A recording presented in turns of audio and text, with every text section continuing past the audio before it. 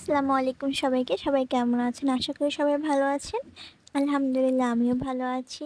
তো অনেকদিন পর চলে এলাম আবারও একটি নতুন ভিডিও নিয়ে।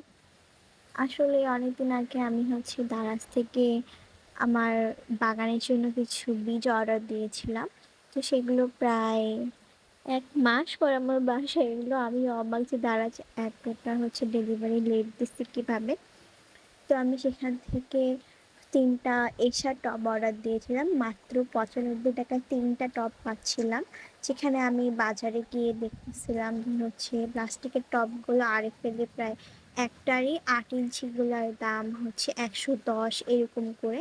তো সেজন্য আমি যখনই দেখলাম দারাজে ৳৯৫ য় কম দামে পাওয়া যাচ্ছে, আমি সেখান থেকে কিনে নিলাম। তো সেখানে আবার ওই একই স্টোর থেকে আমি ডেলিভারি চার্জ যাতে বেশি না যায়, সেজন্য একই স্টোর থেকে আমি কিছু কালো গোলাপের বীজ নিয়ে নিয়েছিলাম। সেখানে আমাকে ৬০ টা বীজ দিয়েছিল ৳৫০ য়। তারপর আমি নিয়েছিলাম সেখান থেকে একটা বোম্বাই মরিচের বীজগুলা, সেগুলো আমাকে ২০ টা দেওয়ার কথা ছিল, তারা আমাকে ২২ টা ২ টা এক্সট্রা দিয়েছে বীজ। সেটাও নিয়েছিল ৫৫ না হলে ৬০ এরকম, আমার মনে পড়তেছে না। তো সেখানে আবার ওদের স্টোরে একটা সেল চলতেছে, আপনি যে কোনো জিনিস নিলে সেটার সাথে একটা ফ্রি দিবে। তো তারা তখন আমাকে এশা টবের সাথে তারা তখন আমাকে সুগন্ধি ধনিয়া পাতার বীজ দিল। আর গোলাপের সাথে শসার বীজ ফ্রি দিয়েছিল। আর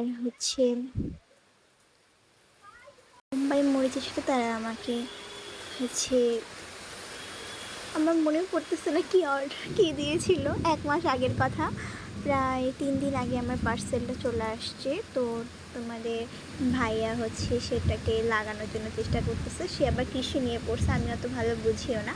তো সে কোথা থেকে যেন যখনই শুনলো যে আমি অর্ডার দিয়েছি, তখন সে অনেক রাগারাগি করলো যে হ্যাঁ, এত টাকা দিয়ে বীজ কেনার কী দরকার, বাসায় মরিচের বীজ শুকায় তো তুমি গাঁটতে পারো। সে একটু রাগারাগি করছিলো। পরে দেখলো যে না, কালো গোলাপের বীজও দিয়েছে, সাথে অনেক ফ্রি দিচ্ছে জিনিস। মানে যখন দেখবেন একটা জিনিস যদি ফ্রি পাওয়া যাচ্ছে, তখন সবারই মনটা ভালো হয়ে যায়। তো সে তখন আর অত কিছু বলেনি আমাকে। তারপর সে আবার আমি যখন তাকে বিকালে ফোন দিচ্ছিলাম, তখন সে বাসায় আসার সময় আবার মাটি নিয়ে এসেছিলো আমার জন্য, গাছ লাগানোর জন্য। সেই মাটির সাথে আবার সে কিছু ছাইও দিয়েছিল।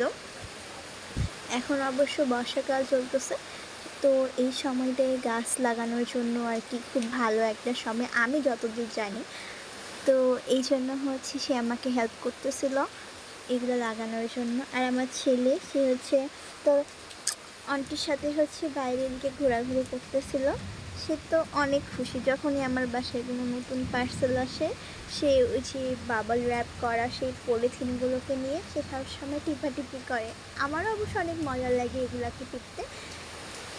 আর কার কার টিপতে ভালো লাগে অবশ্যই আমাকে জানাবেন।